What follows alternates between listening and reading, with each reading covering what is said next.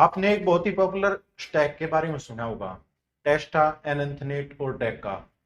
Gaining के लिए कि गेनिंग करनी है तो ये स्टैक सबसे बेस्ट है, डेका सबसे बेस्ट है, उसके साथ टेस्टा एनथनेट बेस्ट है। ये बेस्ट क्यों है, क्या इसके यूजेस क्या, ये क्यों यूज होता है बेस्ट के लिए, गेनिंग के लिए, इसके बारे में पूरी डिटेल में बात करेंगे। एक एक छोटी छोटी डिटेल जो भी होती है इस स्टैक के बारे में, सारी इसके पॉजिटिव इफेक्ट, नेगेटिव इफेक्ट, क्या ये साइड इफेक्ट देता है उससे कम और कैसे करना है, क्या इसके पॉजिटिव इफेक्ट क्या रहेंगे इसके, तो सारी चीज बात करेंगे कुल मिला के इस वीडियो में वर्कआउट के साथ। तो इसमें जो टेस्टा है, टेस्टा क्या होता है, टेस्टा नेचुरल हार्मोन है जो हमारी बॉडी प्रोड्यूस करती है, जो कि strength, power, stamina, protein synthesize, मतलब जो भी पावर वर्क है हमारी बॉडी में उसके लिए रिस्पॉन्सिबल होता है टेस्टोस्टेरोन। तो टेस्टोस्टेरोन हमारी बॉडी में इतना प्रोड्यूस नहीं होता कि जो रैपिड स्ट्रेंथ गेन हो या रैपिड मसल गेन हो, तो हम बाहर से इंजेक्ट करते हैं। एक तो ये इसलिए इसमें टेस्टा है इस साइकिल में। दूसरी बात ये है कि जब हम स्टेरॉइड लेते हैं तो हमारी बॉडी टेस्टोस्टेरोन बंद कर देती है कंप्लीटली। स्टेरॉइड लेते टाइम प्रोडक्शन बंद हो जाता है बॉडी में। तो अगर और चलता सब कुछ हमारी बॉडी में टेस्टोस्टेरोन से, हार्मोन जो स्ट्रेंथ वगैरह है, तो वो सारी चीज बैलेंस टेस्टोस्टेरोन से होती है। तो उसको रिप्लेस करने के लिए टेस्टोस्टेरोन को हम सिंथेटिक टेस्टोस्टेरोन देते हैं। क्यों स्टेरॉइड लेंगे उस टाइम टेस्टोस्टेरोन हमारी बॉडी बंद कर देती है जो नेचुरल बनता है, तो हम बाहर से लेते हैं। दूसरा कारण ये भी है, दो कारण हो गए, एक तो स्ट्रेंथ भी देगा, दूसरा कारण उसको लेने का ये है कि हम सिंथेटिक को रिप्लेस कर रहे हैं, नेचुरल को रिप्लेस कर रहे हैं सिंथेटिक के साथ। तीसरा कारण ये है कि टेस्टा एक बेस स्टेरॉइड है। अकेला टेस्टा ले सकते हो आप, लेकिन कोई भी अकेला स्टेरॉइड जैसे डेका हो गया, ट्रेन हो गया, और भी कोई स्टेना होगी, डेका हो गया, एनाड्रोल होगी, एनावर होगी, ये चीज आप अकेले नहीं ले सकते। क्यों नहीं ले सकते, ये कोई सिंथेटिक वर्जन नहीं है टेस्टा की, सिंथेटिक वर्जन नहीं है, तो ये आपके टेस्टोस्टेरोन जो बंद हुआ उसकी कमी को पूरा नहीं कर सकती। इसकी बॉडी में मिसबैलेंस होता है हार्मोन का, और उससे ज्यादा साइड इफेक्ट होते हैं।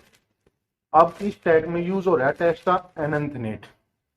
टेस्टा एनथनेट यूज हो रहा है, इसका क्या मतलब है टेस्टा एनथनेट का। एनथनेट टेस्टा तो मैंने आपको बता दिया, जो नेचुरल चीज है हमारी बॉडी प्रोड्यूस करती है, वो हम बाहर से सिंथेटिकली ले। इसके पीछे लगा है एनथनेट। पहले क्या होता था, ओनली टेस्टा सस्पेंशन आता था, मतलब प्योर फॉर्म ऑफ टेस्टा। उसमें कमी क्या थी कि वो हर एक दिन इंजेक्ट करना पड़ता था उसकी असर को मेंटेन करने के लिए बॉडी में, तो उसको डेली इंजेक्ट करना पड़ता था। अब एक कोई भी बंदा डेली इंजेक्शन एक ही चीज के बार बार लगाए तो उसको दिक्कत होती है बार बार लगाने में। तो उसका तोड़ क्या था कि इसके पीछे एस्टर लगा दो। एस्टर का मतलब कि इसकी हाफ लाइफ बढ़ा दो, ताकि ये डेली इंजेक्ट करने की बजाय बॉडी में एक बार इंजेक्ट हो जाए, धीरे धीरे स्लो रिलीज हो, और 6-7 दिन में इंजेक्ट करना पड़े। तो इसके जो पीछे एस्टर लगा हुआ है एनथनेट, उसके कारण इसको 6 से 7 दिन में इंजेक्ट करना पड़ता है। उसकी हाफ लाइफ 6 से 7 दिन है। 6 से 7 दिन तक उसका असर बॉडी में मेंटेन रहेगा, और उसके बाद वो थोड़ा थोड़ा डिक्लाइन होता चला जाएगा।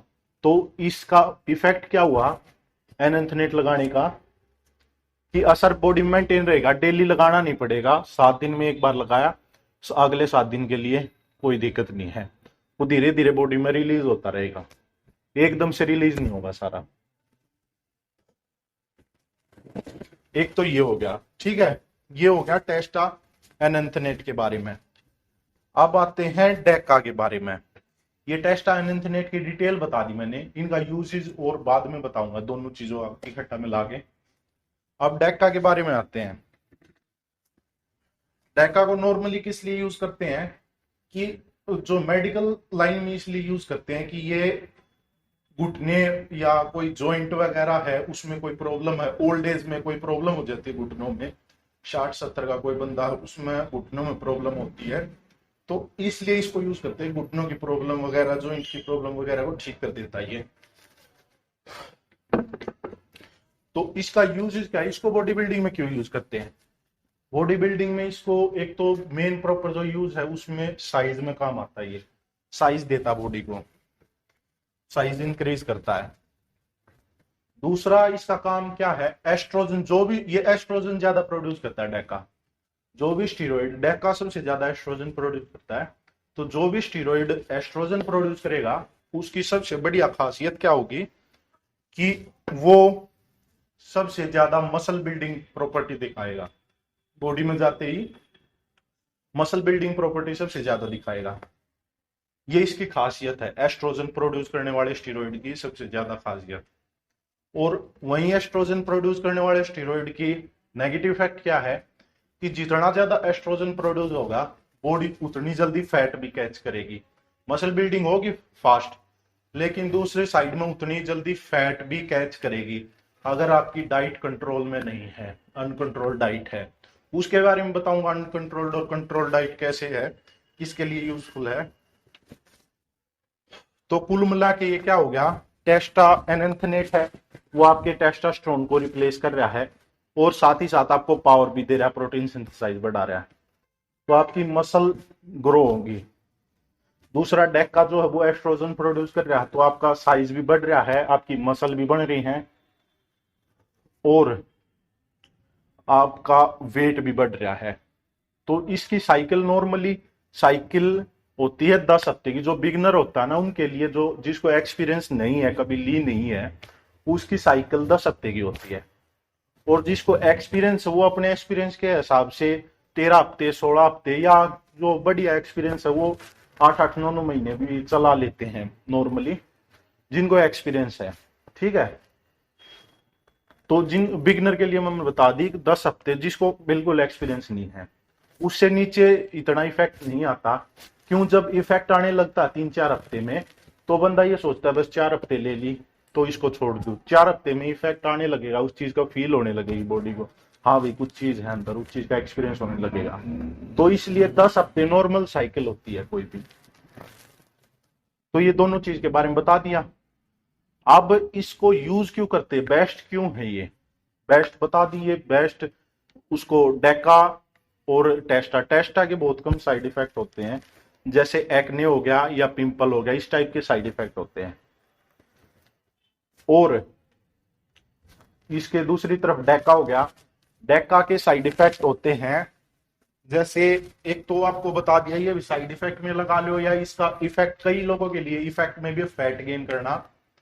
फैट गेन करना इफेक्ट और साइड इफेक्ट में कैसे है कि कोई बंदा है 50 kg का, बिल्कुल स्लिम है, 8-9% फैट है उसकी बॉडी में, बिल्कुल स्लिम है, तो उसके लिए फैट गेन करना इफेक्ट होगा, उसका पॉजिटिव इफेक्ट होगा। क्यों, 6 से 7% बॉडी फैट गेन भी कर लेती है तो उसकी फिजिक अच्छी दिखेगी 15-14-15% फैट में।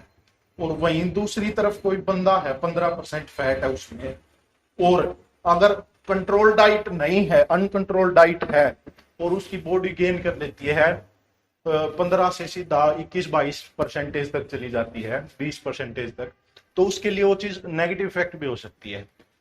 क्यों, कंट्रोल करनी पड़ेगी। अगर ये शेड्यूल है किसी के पास तो उसको अपनी डाइट कंट्रोल करनी पड़ेगी।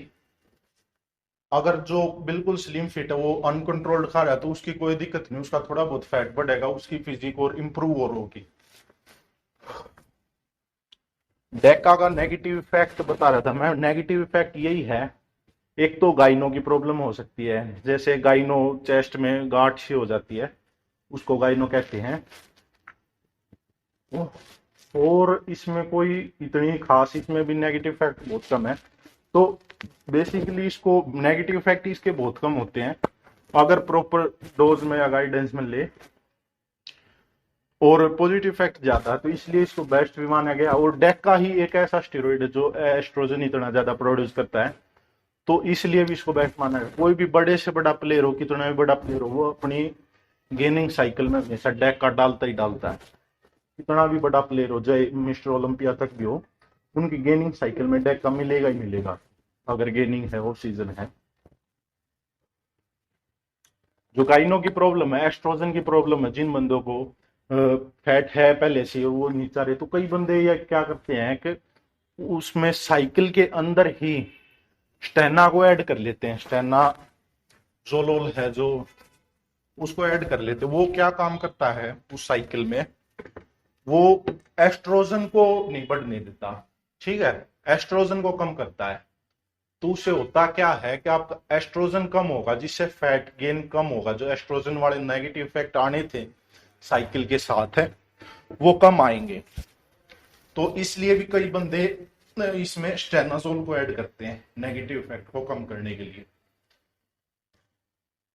और इसका, हाँ, डेका का एक और नेगेटिव इफेक्ट है, जैसे आरबीसी कम हो जाता है, रेड ब्लड सेल, जो कि आपकी बॉडी में ऑक्सीजन कैरिंग कैपेसिटी के लिए रिस्पॉन्सिबल होता है, ऑक्सीजन कैरिंग के लिए रिस्पॉन्सिबल होता है, या फूड कैरिंग या कोई भी न्यूट्रिशन कैरिंग के लिए रिस्पॉन्सिबल है।